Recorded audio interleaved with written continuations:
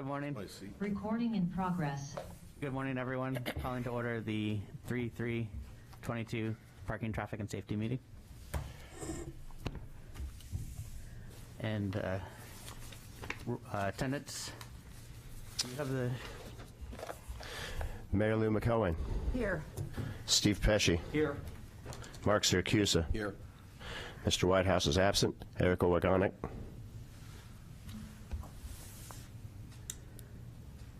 One second. There she is. Erica Wagonik. I'm here. Can you hear me? Yes. Police Chief Newport. Newport. Sorry. The name's still on. Been a while. It still says Maloney on there. Here. Fire Chief Ty Germain. Here. Public Works Director Rice is absent. City Manager Karen Conrad. Here. And Chairman Andrew Bagley. Here. I guess now we'll move on to the financial report.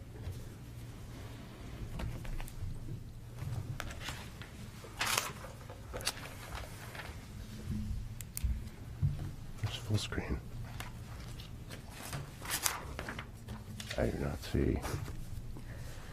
All right, let's just scroll it down.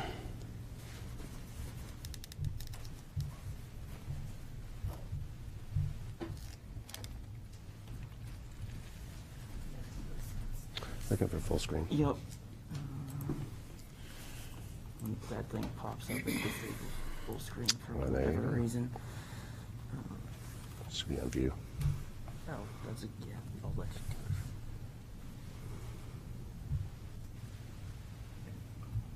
There we go. Okay, I can speak to this. We are 58% of the year gone by, and we're at 70% of revenues. So we're very optimistic about obviously making our goals and perhaps being a little bit ahead for FY22. Mr. Chairman, I'll make a motion to place this on I just have a file. quick question.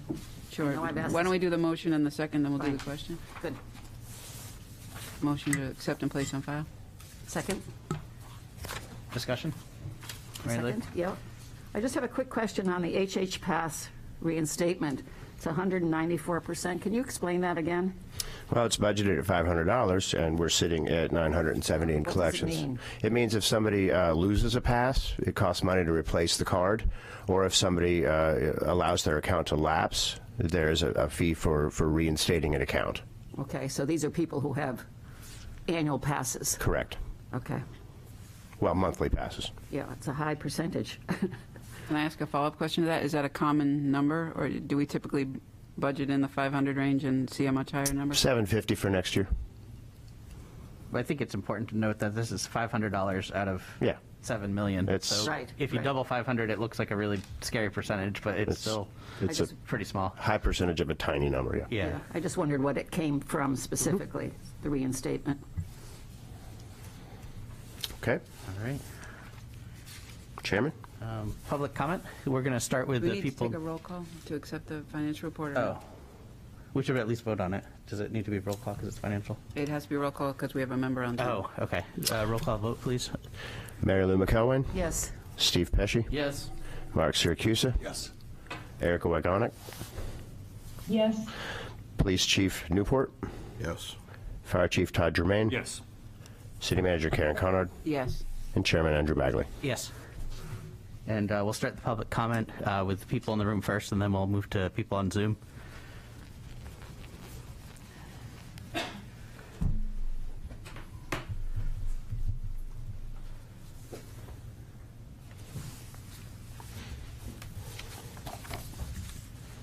Good morning.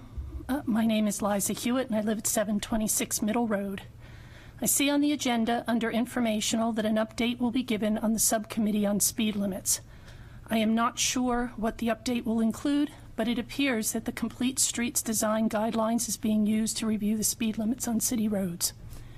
Since I first brought the 30-mile-per-hour speed limit on Middle Road to your attention 2 years ago, I have been told that Middle Road is a gateway corridor road. Apparently, that is not true. Middle Road is classified as a neighborhood connector street.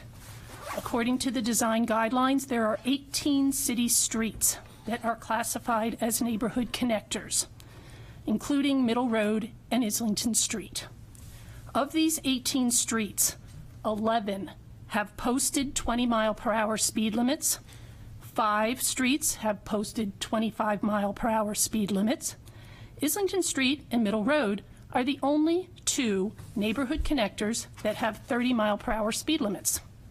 It is time to acknowledge the safety of the residents on these streets and lower our speed limits to equal those of the other neighborhood connectors in town.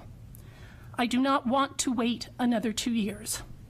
You have been studying Middle Road traffic calming since July of 2020. You do not need to study this further to know that lowering the speed limit on Middle Road and Islington Street is the right thing to do for the safety of its residents. Thank you. Thank you.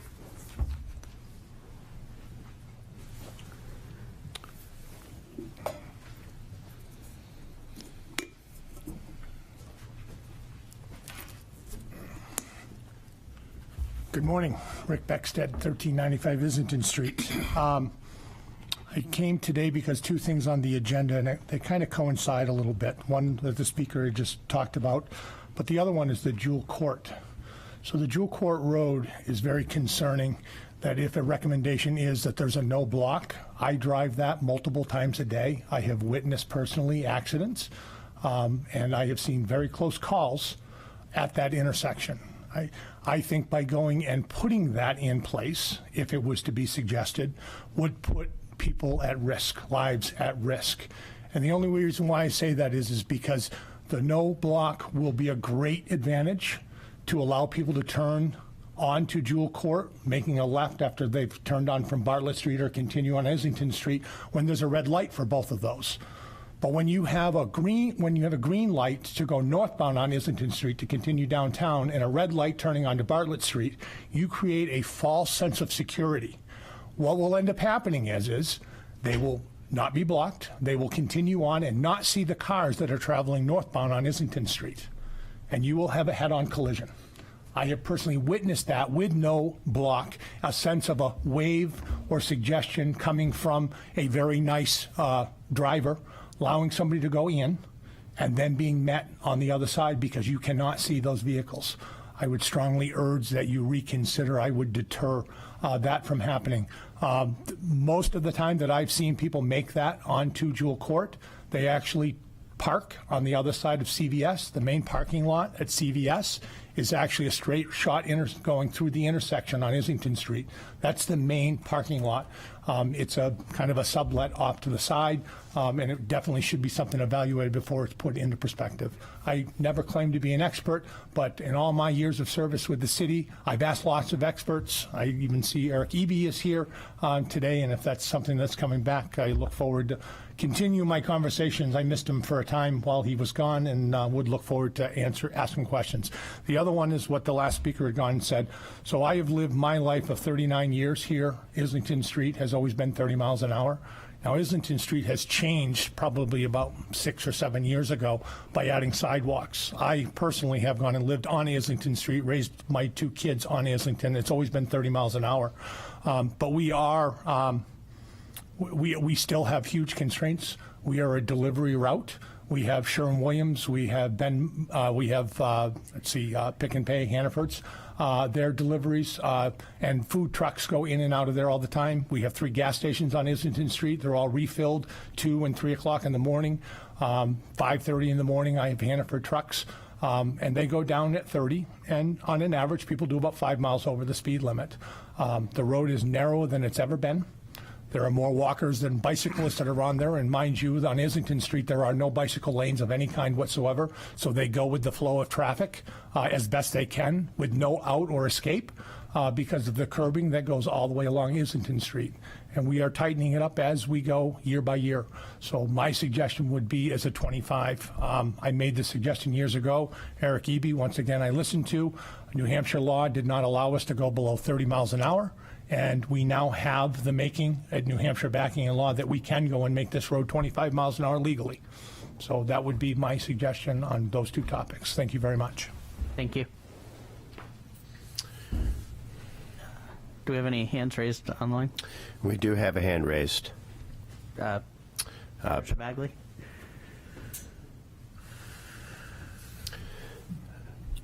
Okay, can you hear me? Yes. Yeah. Good morning, everyone. Patricia Bagley, 213 Pleasant Street. I am speaking to strongly urge the city to consider changing Washington Street between Court Street and State Street into a one-way street. I've talked about this mostly to myself over the past few years when I'm driving down Washington Street. It's a two-way street, but it has parked cars at the top of the hill closest to State Street. It is physically impossible to be a two-way street. And I have been at the top of the hill with cars trying to turn onto Washington Street from State. And it's a standoff because I would have to back down the hill and over to the side in order for the car to come by, or that car has to stop. And I've had a car slam on its brakes right in front of me and back up and to allow me to come out. So with the detour on Pleasant because of the outdoor dining, it has only worsened this problem. So it's a combination of warm weather, tourists everywhere, tourists not knowing where they're going when they encounter a detour at Pleasant Street and Court, and then they realize they can turn onto Washington to get up to State Street. And so it just, I've literally been behind two cars on Washington Street with a car coming from State trying to turn down onto Washington Street. So, and I use that street often because I can see if the light at Pleasant and State is backed up, I will just turn down Court Street and then try to access State from Washington. But I have to admit, sometimes I gun it in the warm weather just to get up the hill so that somebody sees me coming before they actually try to turn. So it is a safety issue for me. I have to think it's a safety issue for police and fire. So I'm just urging you to please consider this. It is like trying to fit a square peg into a round hole. The parking spaces, I understand, are there for a reason. I'm not suggesting at all that we get rid of the parking spaces, but we do have Atkinson Street close by, within yards. So if Washington just were one way approaching State Street and Atkinson were one way or even kept two ways, there are still other ways to access a right turn off of State at Atkinson and at Marcy Street. So I am just, I can't say how strongly I'm urging you because the numbers may not show there have been any accidents, but that's not what it's about. It's about preventing accidents, and there is a clear safety issue here, and thank you for listening to me. Thank you. Okay, any other hands for public comment? Kenneth Farrer. Kenneth, go ahead. Hello, this is Kenneth Farrer from 915 Woodbury Avenue. I want to just echo like the two commenters before that we need to do something about the speed on Islington. I agree on that. I would go more in the line of harder calming, street calming things, because posting has its purpose, but overall enforcement is easier when you force people to do things instead of just putting a sign that says 25. But then I also agree that on Washington, which I work and I park down Washington all the time, and walking and driving up it, I've had the same situation happen to me multiple times. As the last commenter, I would just go around and just get rid of the parking. It would probably be the easiest. I would say, instead of making it one way street. But that's my comment on it. Okay, thank you. Looks like that's it. All right, I'll close the public comment, and we'll go on to new business. And item A is a request to add do not block signage and pavement markings at Islington Street and Jewel Court. Sample motion, staff to assess entire intersection and make recommendations. Okay, so this was a public request. It's already been spoken of this morning. This is about putting up pavement markings, like you see on the map here, to allow for a clear traffic for Jewel Court to access Islington Street while there's a red light at Bartlett.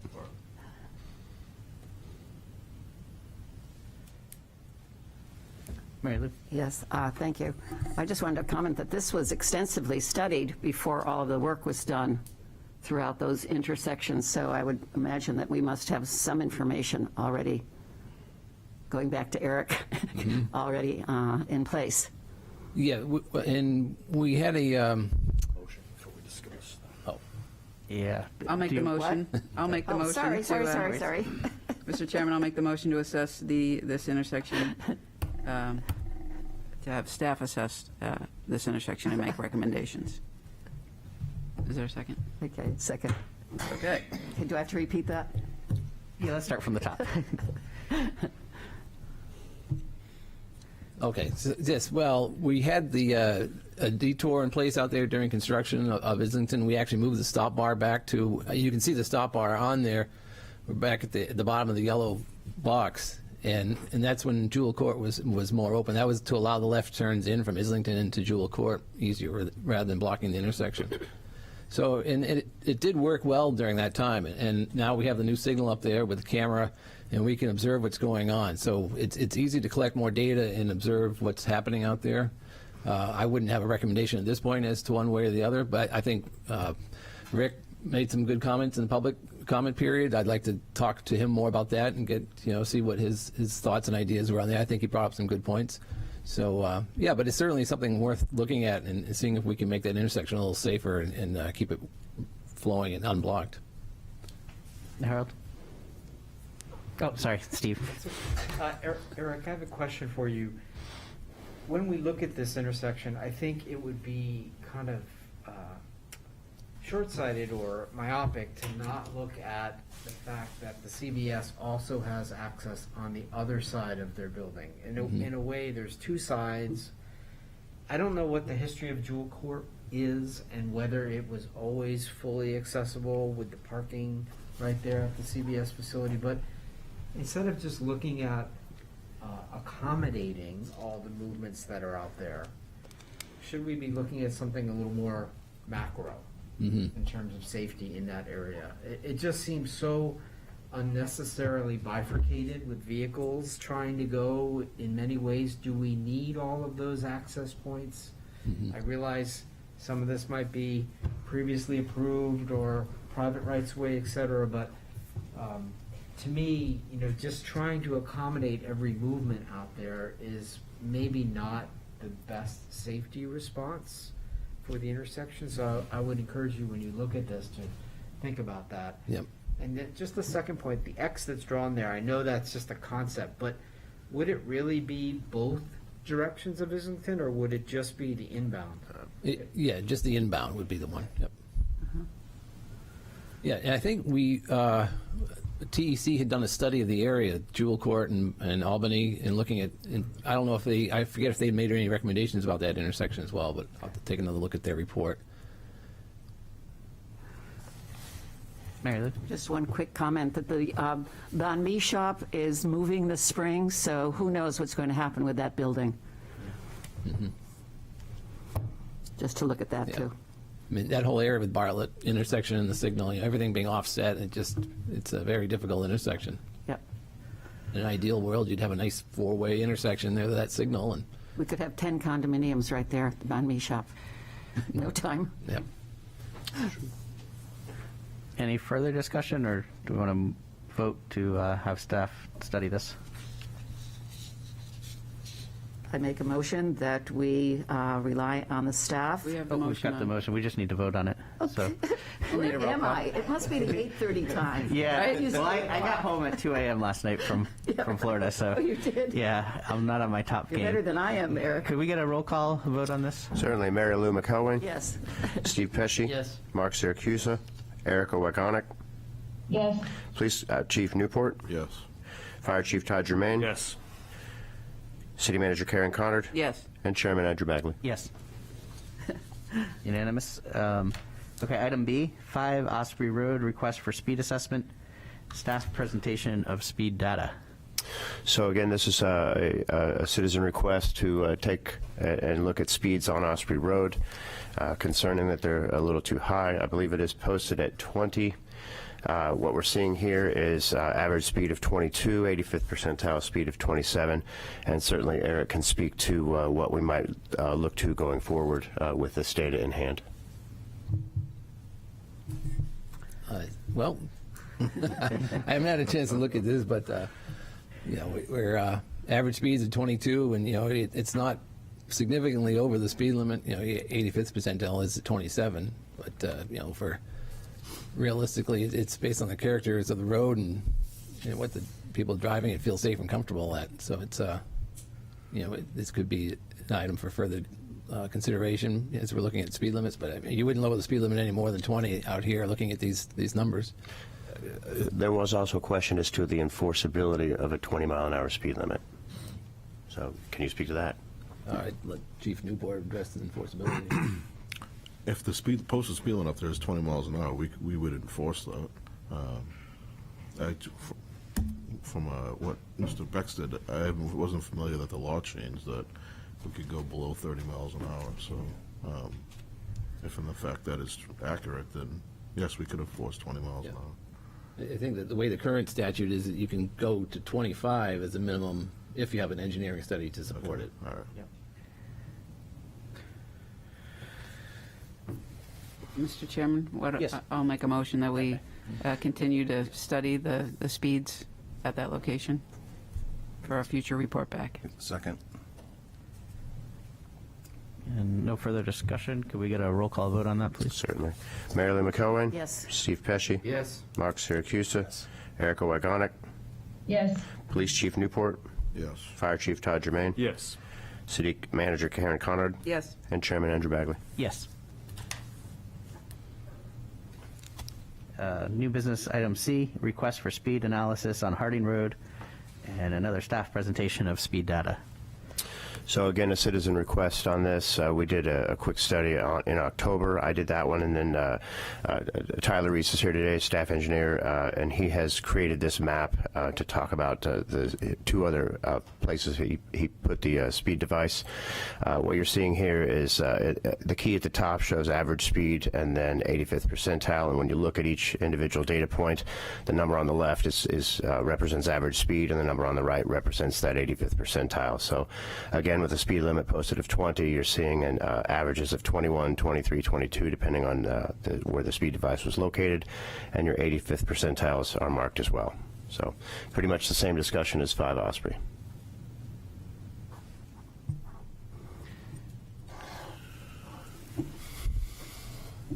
Mr. Anyone? Chairman, I'll make the same motion I made last time, that we'll continue, ask staff to continue to monitor the speed and report back at a future meeting. I'm going to suggest We just need a second first. second. I'm sorry. Second. Any discussion? Mark? Yeah, those are winter hours. You know, that's my neighborhood, so I've been living on and off there since 1973. I would suggest a summer study, June, when all the kids are out of school and people are home and more active. A July study. Might have different numbers. Would that be a friendly amendment? Absolutely. So we'll That will be a friendly amendment. to repeat the study in one of the summer months of June or July. Right. A second? Roll call. Roll call vote. Mary Lou McElwain. Yes. Steve Pesci. Yes. Mark Siracusa. Erica Wagonic. Yes. Police Chief Newport, Yes. Fire Chief Germain, Yes. City Manager Karen Conard, Yes. and Chairman Andrew Bagley. Yes. Okay. Okay, moving on to old business, we have none. And then we have some informational items, starting with a monthly accident report from the police. Chief report. Chief Newport? I'm going to apologize. I don't know. I have the monthly accident report. You have the numbers up there? Yes, sir.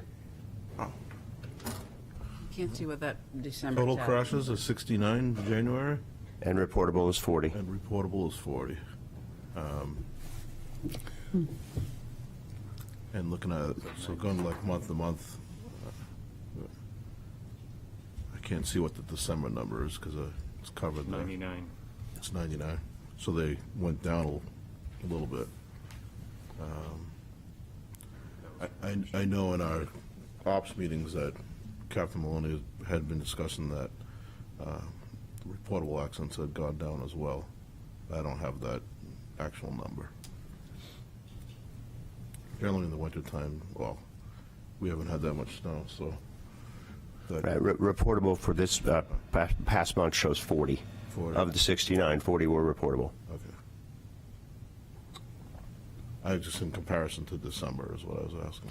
Right, okay. I did not put December numbers of last year. These are 21 versus 22. I can certainly add that to the next map.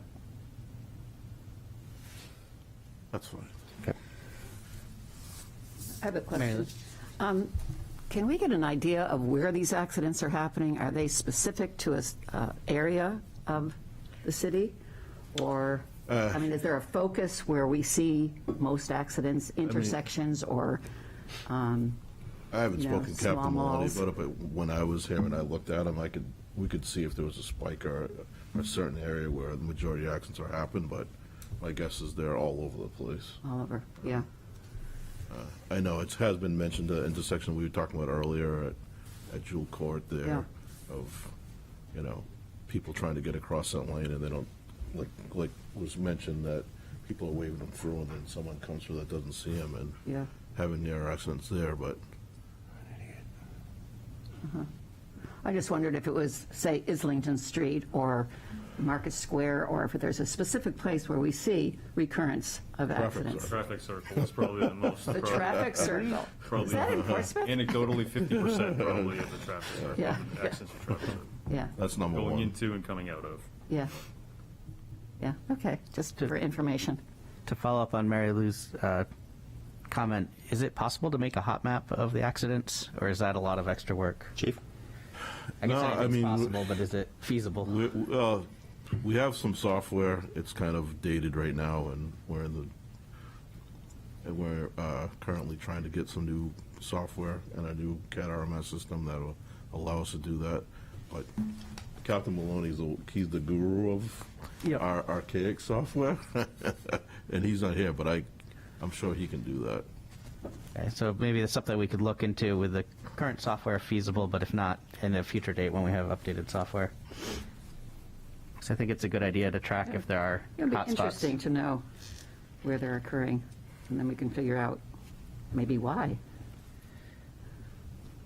And I don't think we need a motion on that. And the majority of accidents are driver inattention. So next we have the bike and vehicular traffic data. Okay, so change this map up a little bit so it made a little bit more sense. This just shows basic data points through, I think, February 23rd when the data was due in for the agenda. So the next graph will show a little bit how that looks against pre-pandemic numbers. So. Okay. So this also it's only February collected. We did not have the data for January of 2019 in the data pool. But what I've done here is started with February 6th and gone through the 23rd. You can see, thankfully, that the 22 data is now, for the first time, above the 19 data. So very good news. Great, thank you. And next, the announcement. Okay, so on 3/10/2022 at 6:30 p.m. in council chambers, we're going to have the Middle Street Bike Lane public input meeting. And we're going to have the following week on 3/16/22 at 6:30 p.m. in council chambers, the neighborhood parking program public input meeting. And I would say There is a survey, I believe, that's out there, and it's is it in the city newsletter? Right, it's been in the city newsletter. I know that the staff leafleted every car and home in that area. Ben, can you speak to how many surveys have been received so far? Sure, just one second. It's a big number. I believe it's 120 as of right now. Should be right here. How many butters? Just one second. How do you get to slideshow? There we go.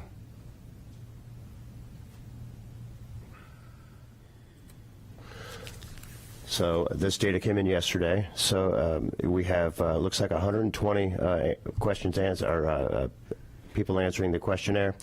95% of those being the people that are participating, and 5% that are not. And then going down to what type of participant they are, it looks like 72.5% of those respondents are residents in the neighborhood. 10% of or 8.3% of the respondents are outside the MPP neighborhood. Of those, 5.8% tenants, 10.8% businesses, and a small portion contractor, guest, and other. Question 3, overall, do you approve? It looks like of the respondents, it looks like we have a 66.7% that say that they approve of the program, and 33.3% that say that they do not approve. The reasons that they like the program, the number one reason, 73%, is that they can find a parking space, which is the goal of the program. The next one is allows me to have guests whenever I want, at 45%. Contractor pass program is working for 10%.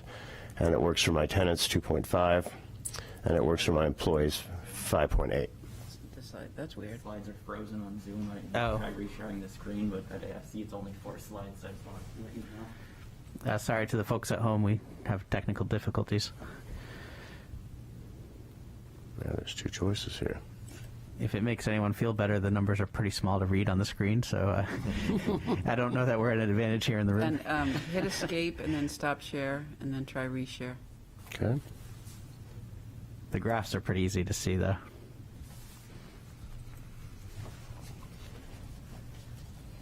So now there are 2 chances to reshare this. Let me just close them. There we go. I think Stephanie's comment was it was working. So. Okay. So now we'll go back here.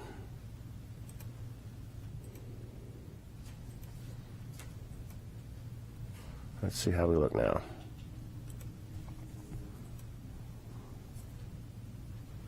Do you want me to rehash the data or just go to slide 2?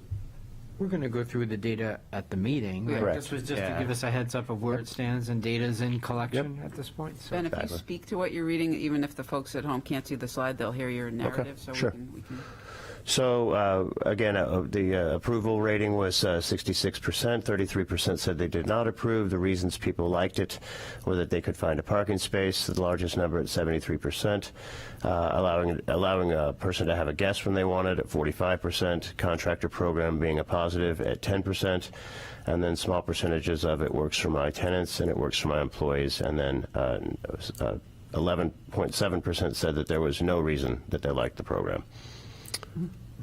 So going to question 5, reasons you do not like the program, it looks like 19% said 3 permits plus 1 guest permit were not enough for their situation. 32.5% said they needed more guest permits specifically. 14.2% believed that the contractor permit was too limited. 35.8% felt that they still see people parking in the neighborhood and walking downtown. And then there was 27.5% that said no reason that they did not like the program. That is the preliminary survey report. Great, thank you. And I think Staff Engineer Tyler Reese is going to give us an update on the speed limit subcommittee. Yep. Can I just hop back for a minute to the March 10th meeting? I can't attend that, the Middle Street bike lane. Okay. I'm just wondering what the plan is for that meeting. Can I ask that question now? I'll attempt an answer, and Eric and Ben can correct me, but the outside consultant that was hired to study the effects of reconfiguring the or eliminating the bike lanes on Middle Street. Okay. We'll give a presentation that is, that takes the data that the city's collected and their analysis and speak to the safety of the current roadway. Good. So Yeah. that'll be accessible on the city website afterwards? Good. Okay, thank you. Mark? I'm going to make a motion, Mr. Chair. Yes. On this topic.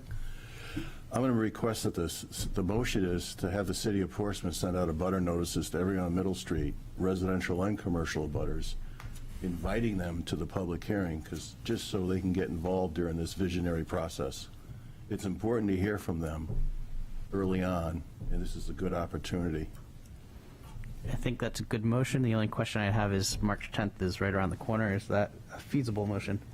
I'm going to look to staff. Is that something we can walk door to door with a leaflet versus Sure, I suppose we could do that. Sure. versus pop in the mail? I think we're Yeah, going I'm to have not to do sure that. the numbers of residential and commercial properties, but during the visionary process, and because this has been brought up so many times in the past 30 years, to hear from them early, and if it is a public hearing, to try to have the city be a good neighbor and try to maximize on the amount of those abutters to show up. And in that notice, contact information, who they can reach out to if they can't attend, via Zoom or via live. So that's the motion here. Taylor, you made a good postcard Yes. for Middle Street. That is going to be handed out at the public meeting. Okay, And the informational survey will open up after that public meeting. got it. So maybe we can fashion a notice to give to people similarly. We'll look at what you've got. Yep. Yeah, and just a comment, if you're gonna, you say you're gonna put a survey together on this? Middle Street? Yeah. It already is together. Okay, It's- all right. I was just hoping to insert in, one of the questions in that is directed right at Middle Street residents and businesses, and, and ask them, based on surveys, what they think and feel, what they want, what they're afraid of, what their concerns are. Because these projects do have a direct and indirect impact on their properties. So can we get the motion again and then a second? Yeah, the motion was just to have the city send out abutter notices. One comment. Whatever form. So I got a message from our communications director that she is going to do an email blast Okay. to everybody on her list for the Middle Street bike, and we can also supplement that. I'll get that information from her and put it on paper, and then we can just run those up to each door. All right. And then just a second for the motion. I'll second that. Okay. And I guess we got to do a roll. Oh, no, we're doing discussion. Steve? I just have a comment. I think, Mark, when you say a butters notice, I'm concerned that you mean an official butters notice. I think, I appreciate the intent, but I think the city, with the outreach through the email blast, is doing a lot. I wouldn't want to see the expense and the formality of a formal abutters notice. I also think, maybe I'll be a contrarian on this, but it is a corridor. It isn't just about the abutters on the street. It's a corridor, it's a transportation route that the bike issue especially had funding associated about people passing through, not just living on it. So I'm going to be the contrarian and say I think the door-to-door outreach in advance of the meeting is sufficient, and I just am very cautious of using the word abutter notice. So. Well, okay, a butter notice, because, we all get our tax bill in the mail. So, no, not to that extreme where you get letters in mail. But I never knew that the city does postcards and has everybody's emails on Middle Street. Well, let me jump in through the chair, that we have emails for folks who have shared their email with us about a particular project. You can go on the city website and give your information, and you can get updates on specific projects based on what your interests are. So I hear Steve, and I would support, or I'll make the friendly amendment. Can I do that if I seconded it? To simply put out an information piece, not to make it as formal as a butter notice. That has a different legal connotation. Okay. All right, so what would be the language then? Let staff work on the language. We'll just get out a notice. We're having a public The whole input principal session. point is to make sure that the Middle Street residents and commercial property owners know about the meeting so they can get involved. We can do that. Staff is good at that. Exactly. Good. So the language of a butter notice is just kind of a general term. It's not like a tax bill or on a butter notice for like a variance. So that's where the language where I picked up on that. That's good, because that gives them an opportunity during the visionary process to be heard, since these projects are, one of the biggest questions, are we going to lose parking? How's this going to impact my property? So it'd be advantageous for the city to be a good neighbor and reach out to them. And that's why I seconded it. I want to make sure people feel as notified as possible, but I hear Steve on the Yes, formality I issue. understand his point on the formality. Thank you, Steve. Okay, so do you have that motion, more or less, or do we need to restate it? Please restate it. Just take out the word of butter. Yeah, but do you want to just restate it, Mark? That might be easiest. We'll use Steve's language. Directed outreach to the neighborhood. Just let them know. Just invite them. Make them aware. I think we're ready for a roll call. All right, roll call vote, please. Mayor Lou McElwain. Yes. Steve Pesci. Yes. Mark Siracusa. Yes. Erica Wagonic. Yes. Police Chief Newport. Yes. Fire Chief Todd Germain. Yes. City Manager Karen Conard. Yes. Chairman Andrew Bagley. Yes. Okay, Unanimous. now we're ready for Tyler's report. Good morning, PTS. So, 2 weeks ago, Erica, Steve, and I, and we're looking forward to having Eric join us in the future. We are the PTS Speed Limit Subcommittee. Are we working group? Formalize that. We'll call it subcommittee. We sat down to set up some introductory steps for what we are going to do to reevaluate speed limits across the city. Next slide, please. This was just an introductory meeting. We were doing some brainstorming. We were formulating ideas on how to go from here. So some of the steps, we are going to review target speeds as outlined in the 2017 Complete Streets Design Guidelines for specific street classifications. The 7 specific classifications that are listed in the Complete Streets Design Guidelines are shown right here. We're going to identify speed limit ranges for each of the 7 street classifications, and we're going to review and adjust classifications for individual city streets. Obviously, we understand that there are incongruities in the city speed limits within these classifications. This is not something that has been looked at by the city in a long time. Streets have changed character. Streets have become more busy. Portsmouth has grown. So this is a good opportunity for us to reevaluate. Next slide, please. So some of the goals of this evaluation are to ensure that all streets and speed limits are codified in city ordinance, as there are a numerous amount that are not currently codified and default to 30. We are going to codify speed limits that are not currently in the ordinance and ensure that codified speed limits match posted speed limits, as there are a couple of examples that that is not the case currently. We are going to ensure that speed limits are compliant with New Hampshire state law. There is currently a bill in the State House that would allow us to legally lower speed limits below 25 miles an hour. So we are looking forward to seeing if that passes next year. And we're going to ensure, obviously, that speed limits are appropriate for a given street section. That is the end goal of this. So with that in mind, next slide, please. In the future, we will be looking for PTS and resident input on how they feel this process should work out. Erica and Steve, you are here. If you have any further comments, please feel free to chime in. Erica, do you want to start? I defer to you. And if I can interrupt, do you want to pull that down so we can see Erica, unless there's other slides to look at? No. Okay. Thanks. Hi, did you turn that to me? I did. I wanted to ask if you would like to speak first. Sorry, it's a little hard to hear, so I wasn't sure if you said Eric or Erica. Yeah, I think Tyler gave a good overview there. We're just trying to be, the conversation we had was about how we can be systematic and thoughtful and target this in a kind of strategic and structured way. So the Complete Street Guides provide some good, it's already available to the city. It's already there, and it provides really good organization to this. And I think a lot of what we already have aligns. And so, I think we can pretty quickly get through the bulk of the streets in the city just by, what makes sense with what already exists, and then focus our energies on the things that Tyler identified that for one reason or another don't make sense. Either they're not, don't have them in the ordinance, or something about them doesn't align with the existing context. It's, the speed limit isn't right, something has changed, maybe the road isn't appropriately characterized in terms of the different street classifications. So things like that we'll work to rectify. So I think that was the plan, and I think it's a good plan, and we'll just keep marching ahead. I don't know. Great, thank you. Steve? I would just add to what Erica said. We're trying to be systematic on this, but I think all of us have heard at meetings that the public has brought up. There are several streets that are, as Tyler said, known incongruencies. Islington Street keeps coming up, and the issue with Islington Street, as I understand it, is it's not codified, so therefore it defaults to 30 miles per hour, which I think the majority consensus is that's inappropriate.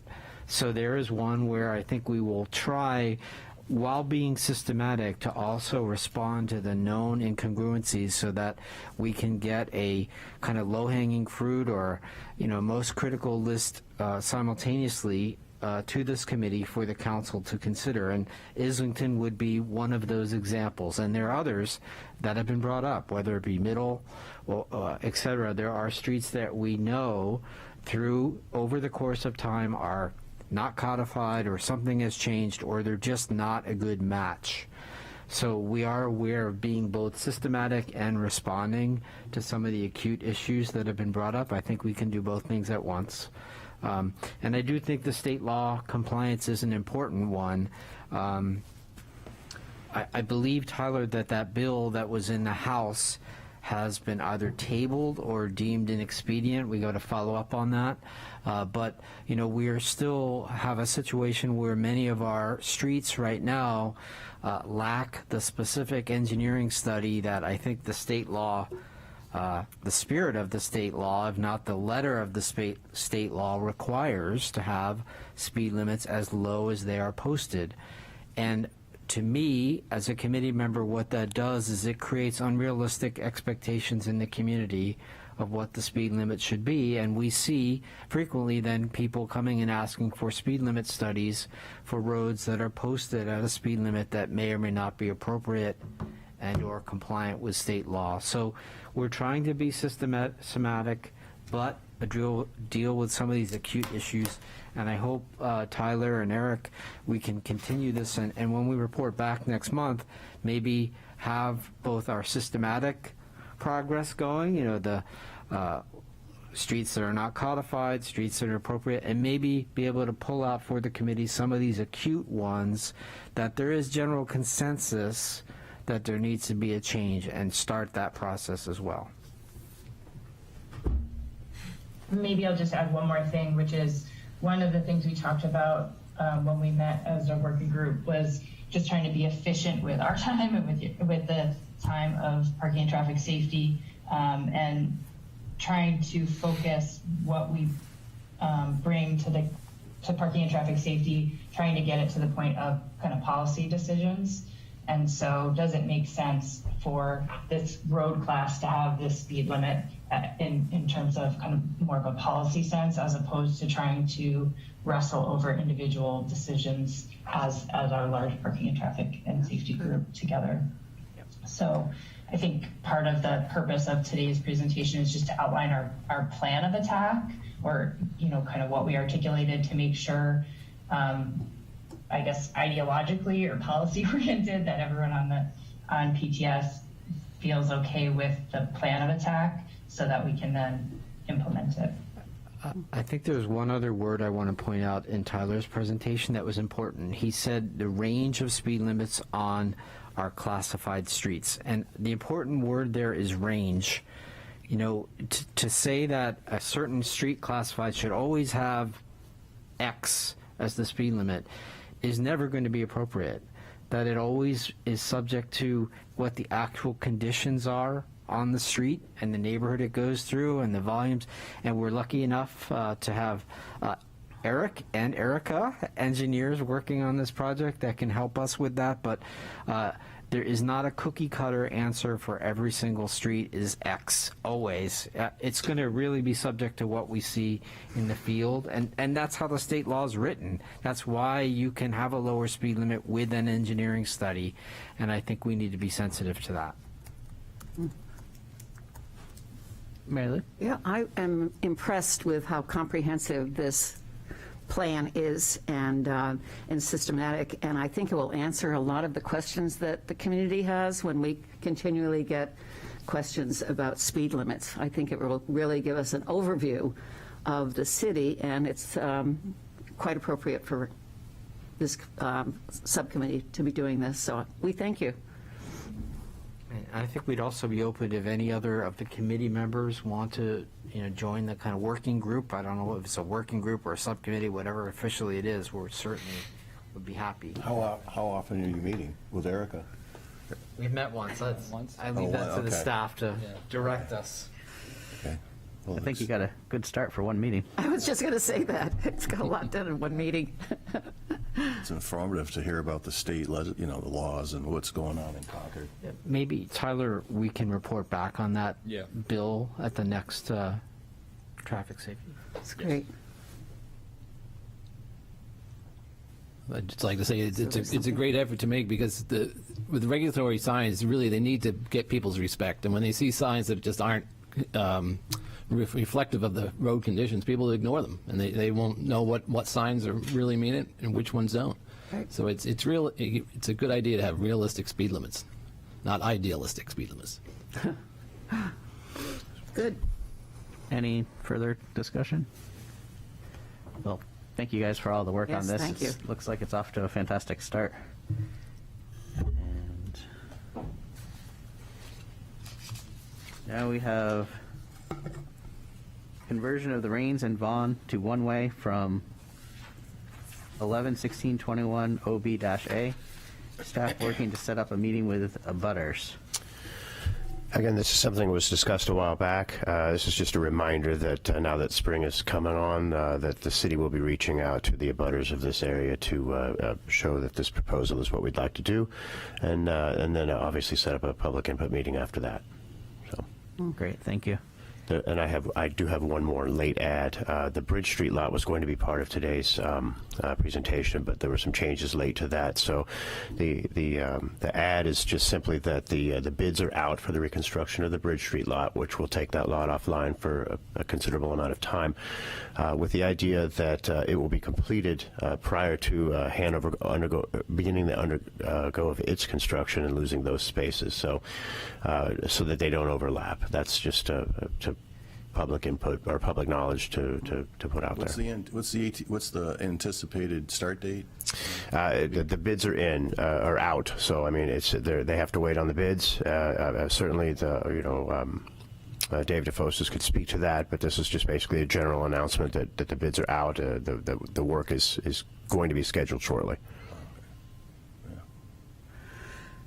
Okay. Any questions or comments on that? I just wanted to comment on that intersection of Maplewood and Range. That's going to be a very busy stop sign there because a lot of traffic comes in Maplewood Avenue. So I'm not sure if there's another way. You can't put a stoplight up there, of course, but I anticipate that Range Maplewood will be a busy, busy intersection. Just commenting on that. I don't know what you do about it. It'll be blocked up because those hotels are very busy and the office buildings are very busy. Yeah. And as each one of those developments in that area has come online for approval, they've done their traffic studies too. So we have all the data, we can look at that and see how many cars are coming out there. And see what's appropriate for traffic control. Good. Yes, Steve. Eric, have any of those traffic studies looked at an assumption of a one-way street? I believe the one that's proposed for the health club and the other site, we had them look at the one-way flow because we knew that was a possibility in the future. If I might comment, it's also the one-way flow is also part of how we did things while the AC was being constructed. So, Right. Any comments on that area? That gave me time for just a quick comment. So, just so I'm clear, the Bridge Street lot, we're anticipating the I guess it's repaving or modifications would be completed before the High Hanover goes? that is the goal, I'm understanding, yes. So that's a pretty tight timeline, or do I have my dates kind of wrong in my head? Well, I mean, I would think that he would be looking to be finished with it by early or mid-April, when we'd like to see Hanover come online. So we did have a pre-bid meeting with and got a number of respondents for the High Hanover project, and I know that Joe Almeida is working on collecting those bids, and he's working with Walker on collecting those bids and doing that work behind the scenes to bring forth the best bidder. So we could have updates on both projects for the April PTS meeting? Absolutely. Great. Mary Lou? I was just going to suggest that the electronic sign be put back up at Russell Street and Market Street Extension that indicates the rate of parking at the Foundry Garage. I thought that was effective a couple of years ago. Since we're regrouping everything before the Hanover, just as a reminder for people coming into town, you can park at the Foundry Garage for $1 an hour. So I think we took that down for the winter season for snow removal purposes and emergency vehicle purposes. I think that it's probably a good idea to have that discussion as the weather warms up and we start seeing greater degree of traffic. I think it's a good reminder. Thank you. Maybe this minute. Oh, go ahead. I just have a comment for the public. If there's people out there listening, or this is also being recorded, to have the public, it's a reminder that we do have a newsletter in the city of Portsmouth, and that people can sign up for that. Right. And there's a lot of information on what's going on a weekly, bi-weekly basis. And between that and the website is to do your due diligence and get involved. A lot of the public keeps themselves in the dark, and it's their responsibility. And it'd be good to see that if more people sign up for the newsletter. And also, if you have any questions on the website, you can always pick up the phone and call someone in tech support, and they'll help you. So just a final question for, I think, the city manager. I think it's a good idea to have that sign there to show people that there's, dollar parking at Foundry Garage, but it's probably not the best look coming into the city. Is there any chance of putting a more permanent, nicer looking sign at some point, or how would we go about if we wanted to do something along those lines? We can certainly look into that. And we will have to message Foundry as an option for the next 3 years because of what is going on in Hanover. So perhaps this is the opportunity to find the best way to classily, not a word, tastefully Yes. put up some signage that does two things, diverts people away from Hanover and toward Foundry. So we do have permanent signage that does exist there, but it's pretty small and it's very, very limited. The software is horribly antiquated. My recommendation would be to look into updating that location, with a much larger visual field, obviously within standards allowable to, for road use, and Eric can certainly speak to that. I've long wanted to update that signage because it is so limited, and so if we want to have that discussion, that's great. I have no idea what the cost on that something like that would be, but I'm happy to charge forward looking into it. And I might even add, if we did look at signs, I know some places they'll say there's spaces available. So, if we had a sign that was digital, which I know would add cost, one, it could say the rate, so in the future if the rate changes, we're covered.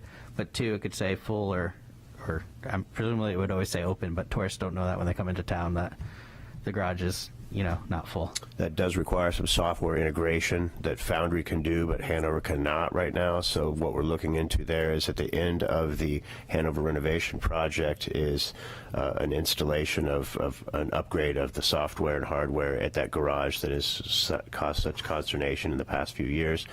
The goal being that the garages will be able to speak to one another and then speak to signage, and then of course the cost of getting the information to the sign, whether that was with a hardwire situation or whether that was electronically or through the web or cloud or whatever, which is probably more reasonable these days. So those things can all be done, but the holdup on something like that would be to come out with a holistic approach and not piecemeal it.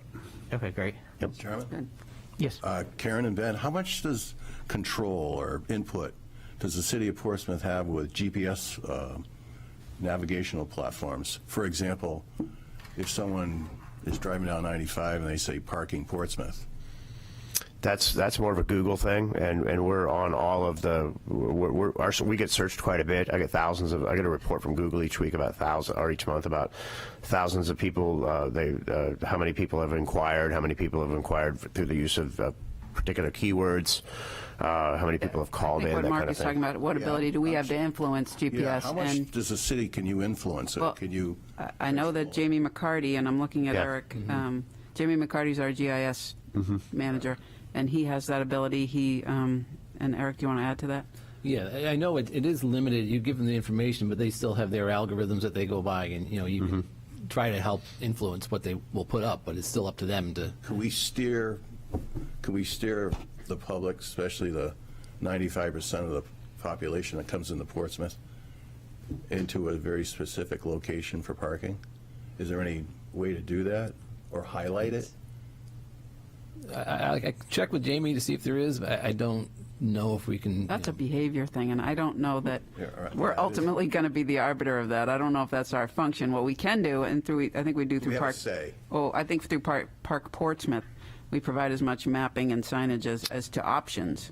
Right. And if we can get an upgrade to the software that speaks to how many spaces are at each garage, that would be an improvement too. Might But be we're fantasizing on technology.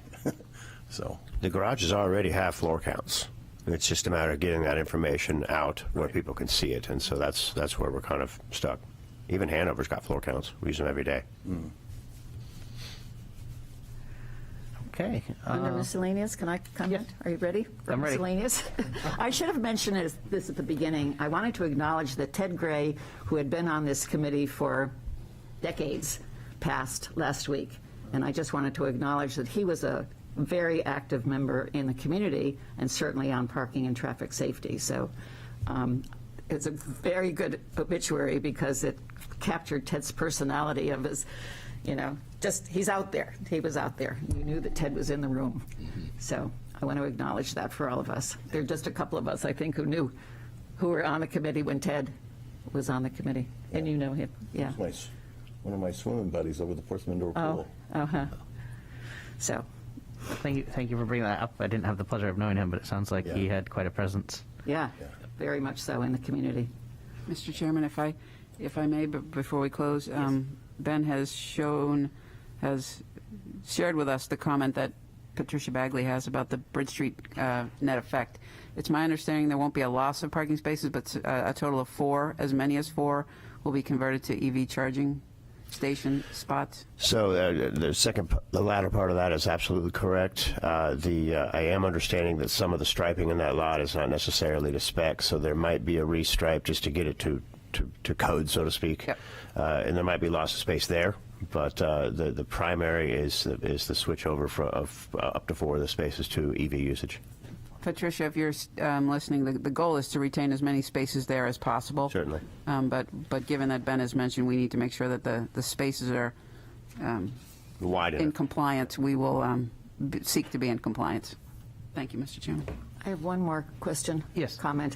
Could we put Pat Begley's comment regarding Washington Street and maybe Atkinson on the agenda before the permits are given to specifically the Clipper restaurant?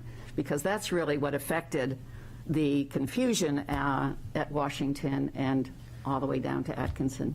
So if we can get that on the agenda so that we can address it, I would appreciate that. Yes, I think we can probably get that on the agenda for the next meeting. So I don't know if it'll happen before, Yeah. because we'll already be in April, and that's when things are happening. Yeah, I just thought before But the as soon as permits are given possible. for specifically the Clipper restaurant, that we look at that intersection and what happens to Washington Street. Yeah, just I don't know that we can do it before, but we'll do it as quickly as we can. We can consider both as part of the permitting process should Yes. Clipper choose to apply. Yeah, good. Thank you. Okay, any other miscellaneous? If not, I'll look for a motion to adjourn. So moved. Second. And we need a roll call vote. Mayor Lou McElwain. Steve Pesci. Yes. Mark Siracusa. Erica Wagonic. Yes. Police Chief Newport. Yes. Fire Chief Germain. Yes. City Manager Karen Connard. Yes. And Chairman Andrew Bagley. Yes. Thank you, Portsmouth. Thank you. Thank you.